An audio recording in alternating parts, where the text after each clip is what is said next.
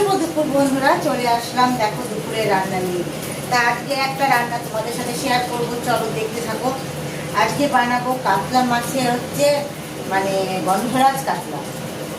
কাতলা মাছ দিয়ে বানাবো আজকে গন্ধরাজ কাতলা, চলো দেখতে থাকো।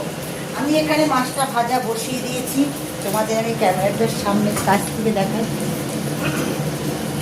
যেহেতু আমি মাছটা খাবো না, ওই জন্য কি বলতো আমার জন্য বানাইনি। তা 3 পিস মাছ নিয়েছি আমি, দুই ছেলে আর বড় মশাইয়ের জন্য।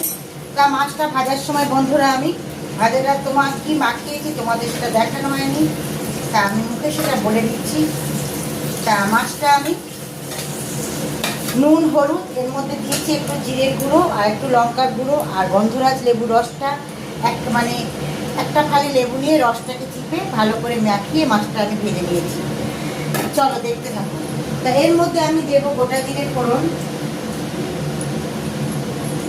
দেখো দিয়ে দিচ্ছি গোটা জিরে ফোড়ন।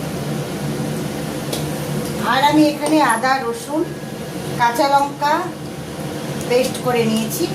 আর যেহেতু আমার ধনের গুঁড়োটা নেই বন্ধুরা, তা আমি এর মধ্যে একটু গোটা ধনে পেস্ট করে নিয়েছি। তা আমি এই পেস্টটা দিয়ে দিচ্ছি।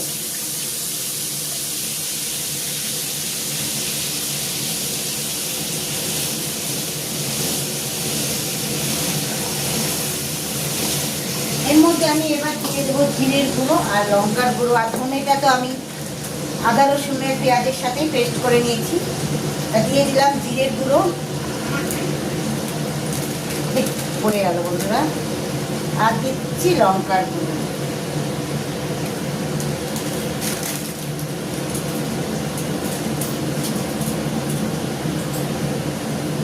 আর দিয়ে দিলাম হলুদের গুঁড়ো।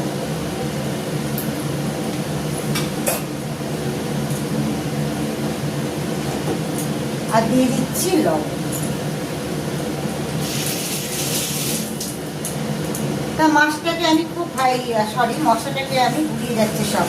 মশলাটাকে আমি ভালো করে কষিয়ে নেব, ততক্ষণ না মশলাটার থেকে তেল বেরোচ্ছে আমি মশলাটাকে খুব ভালো করে কষিয়ে নিচ্ছি। দেখো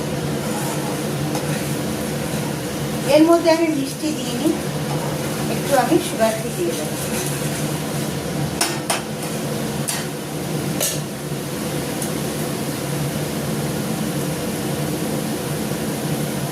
দেখো আমি একটু সুগার ফ্রি দিয়ে দিলাম।